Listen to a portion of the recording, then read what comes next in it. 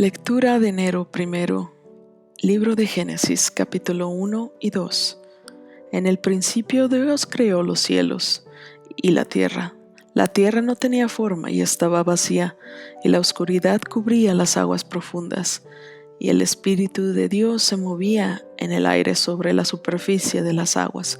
Entonces Dios dijo: que haya luz, y hubo luz, y Dios vio que la luz era buena. Luego separó la luz de la oscuridad. Dios llamó a la luz día y a la oscuridad noche. Y pasó la tarde y llegó la mañana. Así se cumplió el primer día.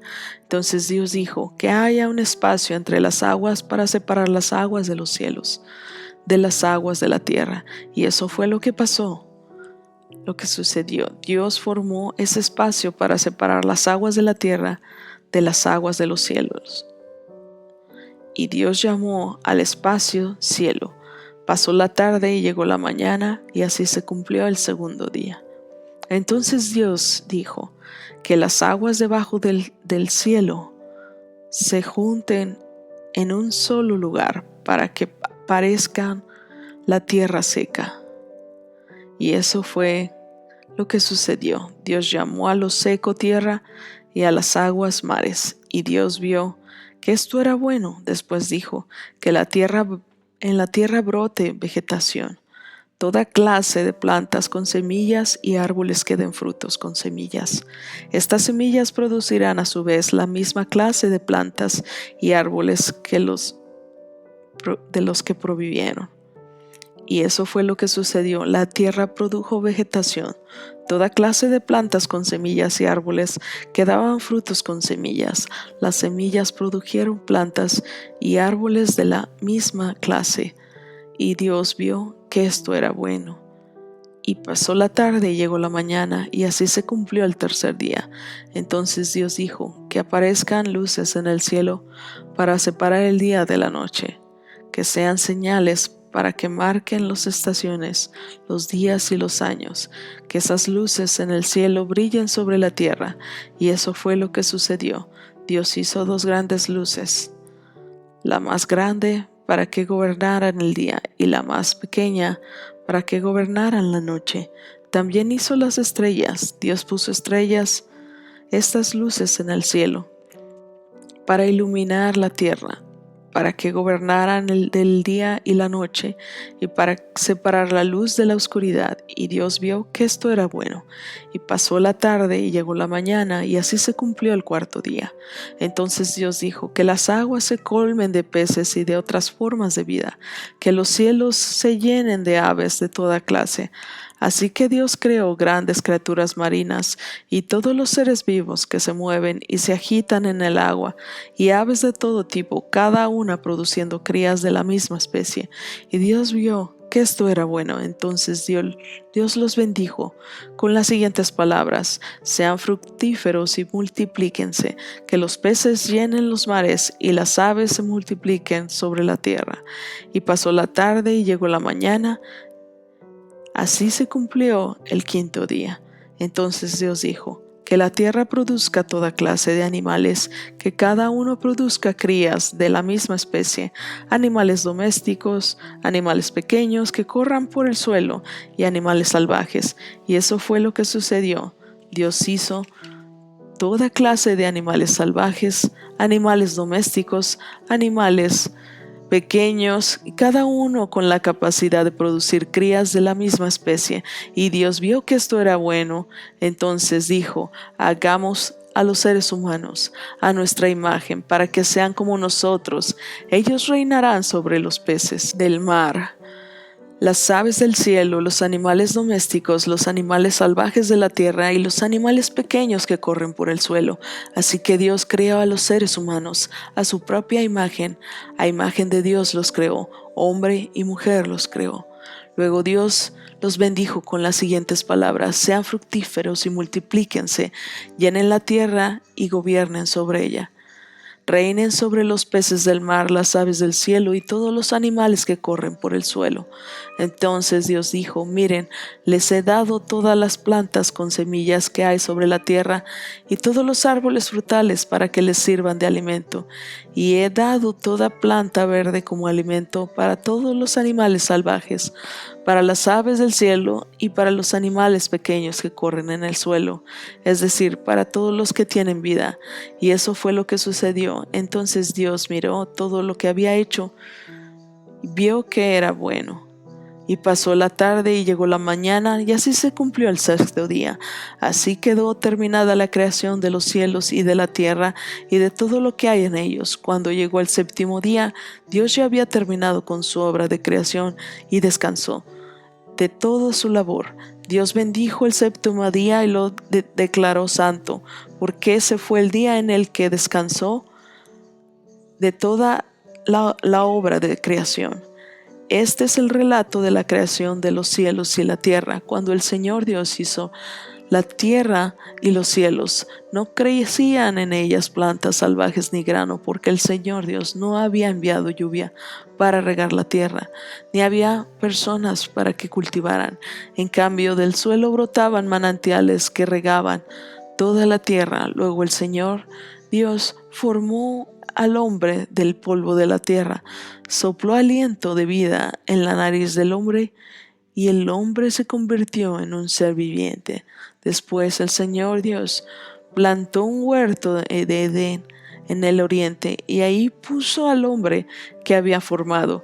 El Señor Dios hizo que crecieran del suelo toda clase de árboles hermosos que daban frutos deliciosos. En medio del huerto puso el árbol de la vida y el árbol del conocimiento del bien y del mal. Un río salía de la tierra del Edén que regaba el huerto y después se dividía en 4 ramales. El primero, llamado Pisón, rodeaba toda la tierra de Havila, donde hay oro. El oro de esa tierra es excepcionalmente puro. También se encuentran ahí resinas aromáticas y piedras de ónix. El segundo, llamado Gijón, rodeaba toda la tierra de Cus. El tercero, llamado Tigris, corría del oriente de la tierra de Asiria. Y el cuarto se llamaba Éufrates. El Señor Dios puso al hombre en el jardín del Edén para que se ocupara de él y lo custodiara. Pero el Señor Dios le advirtió: puedes comer libremente del fruto de cualquier árbol del huerto, excepto del árbol del conocimiento del bien y del mal. Si comes de su fruto, sin duda morirás. Después el Señor Dios dijo: no es bueno que el hombre esté solo, haré una ayuda ideal para él. Entonces el Señor Dios formó de la tierra todos los animales salvajes y todas las aves del cielo.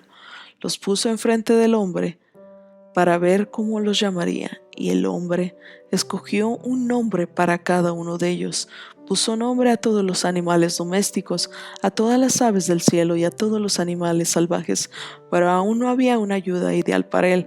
Entonces el Señor Dios hizo que el hombre cayera en un profundo sueño. Mientras el hombre dormía, el Señor Dios le sacó una costilla y cerró la abertura. Entonces el Señor Dios hizo de la costilla una mujer y la presentó al hombre. Al fin, exclamó el hombre: esta es hueso de mis huesos y carne de mi carne. Ella será llamada mujer porque fue tomada del hombre. Esto explica por qué el hombre deja a su padre y a su madre y se une a su esposa, y los dos se convierten en uno solo. Ahora bien, el hombre y su esposa estaban desnudos, pero no sentían vergüenza. Libro de Mateo, capítulo 1 y 2. El siguiente es un registro de los antepasados de Jesús, el Mesías, descendiente de David y de Abraham. Abraham fue el padre de Isaac, Isaac fue el padre de Jacob, Jacob fue el padre de Judá y de sus hermanos. Judá fue el padre de Fares y de Sera. La madre fue Tamar. Fares fue el padre de Gersón. Gersón fue el padre de Ram. Ram fue el padre de Aminadab. Aminadab fue el padre de Nazón. Nazón fue el padre de Salomón. Salomón fue el padre de Booz. Su madre fue Rahab. Booz fue el padre de Obed. Su madre fue Ruth. Obed fue el padre de Isaí. Isaí fue padre del rey David. David fue el padre de Salomón. Su madre fue Betsabé, la viuda de Urías. Salomón fue el padre de Roboam. Roboam fue el padre de Abías. Abías fue el padre de Asa. Asa fue el padre de Josaph. Josaph fue el padre de Joram. Joram fue el padre de Usías. Usías fue el padre de Jotam. Jotam fue el padre de Acaz. Y Acaz fue el padre de Ezequías. Ezequías fue el padre de Manasés. Y Manasés fue el padre de Amón. Amón fue el padre de Josías, y Josías fue el padre de Joaquín, y de sus hermanos quienes nacieron en el tiempo del desierto de a Babilonia, en el destierro que sucedió ahí. Luego del destierro de Babilonia, Joaquín fue padre de Salatiel. Salatiel fue padre de Zorobabel. Zorobabel fue padre de Abiud. Abiud fue padre de Eliakim. Eliakim fue padre de Azor. Azor fue padre de Sadoc. Sadoc fue el padre de Akim. Akim fue el padre de Eliud. Eliud fue el padre de Eleazar. Eleazar fue el padre de Matán. Matán fue el padre de Jacob. Y Jacob fue el padre de José, esposo de María. María dio a luz a Jesús, quien es llamado el Mesías. Todos los que aparecen en la lista abarcan 14 generaciones desde Abraham hasta David, 14 desde David hasta el destierro a Babilonia y 14 desde el destierro a Babilonia hasta el Mesías. Este es el relato de cómo nació Jesús, el Mesías. Su madre María estaba comprometida para casarse con José, pero antes de que la boda se realizara, mientras todavía era virgen, quedó embarazada mediante el poder del Espíritu Santo. José, su prometido, era un hombre bueno y no quiso avergonzarla en público. Por lo tanto, decidió romper el compromiso en privado. Mientras consideraba esa posibilidad, un ángel del Señor se le apareció en un sueño. José, hijo de David, le dijo el ángel: no tengas miedo de recibir a María por esposa, porque el niño que lleva dentro de ella fue concebido por el Espíritu Santo, y tendrá un hijo y lo llamarás Jesús, porque él salvará a su pueblo de sus pecados. Todo esto sucedió para que se cumpliera el mensaje del Señor a través de su profeta. Miren, la Virgen concebirá un niño, dará a luz un hijo, y lo llamará Emmanuel, que significa Dios está con nosotros. Cuando José despertó, hizo como el ángel del Señor le había ordenado, y recibió a María por esposa, pero no tuvo relaciones sexuales con ella hasta que nació su hijo. Y José le puso por nombre Jesús. Jesús nació en Belén, de Judea, durante el reinado de Herodes. Por ese tiempo algunos sabios de países del oriente llegaron a Jerusalén y preguntaron: ¿dónde está el rey de los judíos que acaba de nacer? Vimos su estrella mientras salía y hemos venido a adorarlo. Cuando el rey Herodes oyó esto, se perturbó profundamente, al igual que todos en Jerusalén. Mandó a llamar a los principales sacerdotes y maestros de la ley religiosa y les preguntó: ¿dónde se supone que nacerá el Mesías? En Belén de Judea, le dijeron, porque eso es lo que escribió el profeta. Y tú, oh Belén, en la tierra de Judá, ¿no eres la menor de entre las ciudades reinantes de Judá? Porque de ti saldrá un gobernante que será el pastor de mi pueblo Israel. Luego Herodes convocó a los sabios a una reunión privada, y por medio de ellos se enteró del momento en el que había aparecido la estrella por primera vez. Entonces les dijo: vayan a Belén y busquen al niño con esmero. Cuando lo encuentren, vuelvan y díganme dónde está, para que yo también vaya y lo adore. Después de esa reunión los sabios siguieron su camino y las estrellas que habían visto en el oriente los guiaron hasta Belén. Iban delante de ellos y se detuvo sobre el lugar donde estaba el niño. Cuando vieron la estrella, se llenaron de alegría. Entraron en la casa y vieron al niño con su madre, María, y se inclinaron y lo adoraron. Luego abrieron sus cofres de tesoro y le dieron regalos de oro, incienso y mirra. Cuando llegó el momento de irse, volvieron a su tierra por otro camino, ya que Dios les advirtió en un sueño que no regresaran a Herodes. Salmo 1, del 1 al 6. Qué alegría para los que no siguen el consejo de malos, ni andan con pecadores, ni se juntan con burlones, sino que se deleitan en la ley del Señor, meditando en ella día y noche. Son como árboles plantados a la orilla de un río, que siempre dan fruto en su tiempo. Sus hojas nunca se marchitan y prosperan en todo lo que hacen. No sucede lo mismo con los malos. Son como paja inútil que esparce el viento. Serán condenados cuando llegue el juicio.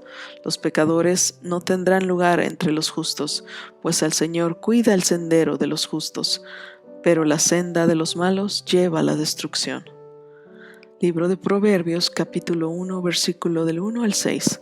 Estos son los proverbios de Salomón, hijo de David, rey de Israel. El propósito de los proverbios es enseñar sabiduría y disciplina y ayudar a las personas a comprender la inteligencia de los sabios. Su propósito es enseñarles a vivir una vida disciplinada y exitosa y ayudarles a hacer lo que es correcto, justo e imparcial.